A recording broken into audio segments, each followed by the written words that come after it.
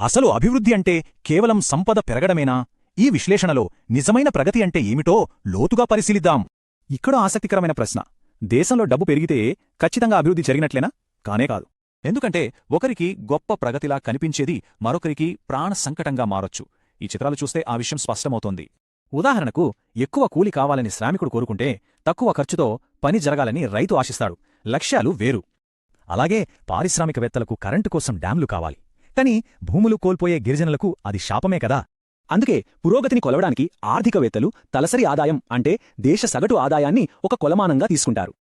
కాని ఇక్కడే ఒక చిక్కుంది. రెండు దేశాల సగటు ఆదాయం ఒకటే అయినా వాస్తవ పరిస్థితులు భిన్నంగా ఉండొచ్చు. దేశం ఏని పరిశీలిద్దాం. ఇక్కడ సంపద అందరికీ సమానంగా పంచబడింది. తీవ్రమైన పేదరికం, విపరీతమైన ఆస్తులు లేవు.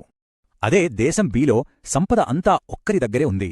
కేవలం సగటులు చూస్తే ఇలాంటి అసమానతలు కప్పిపుచ్చబడతాయి. మన దేశంలోనే చూసుకుంటే చారిత్రకంగా పంజాబ్ రాష్ట్రం ఎప్పుడూ అత్యధిక తలసరి ఆదాయంతో ముందుండేది. కాని కేరళతో పోలిస్తే పంజాబ్లో ఆదాయం ఎక్కువైనా ఆరోగ్య ప్రమాణాల్లో వెనుకబడింది. శిశు మరణాలు ఎక్కువగా ఉండేవి. దీన్ని బట్టి అర్థమయ్యేదేమిటి? జేబులో డబ్బుంటే కాలుష్యం లేని గాల్ని, అంటువ్యాధులు రాని వాతావరణాన్ని మనం కొనలేం కదా. అందుకే ఉమ్మడి వసతులు ముఖ్యం.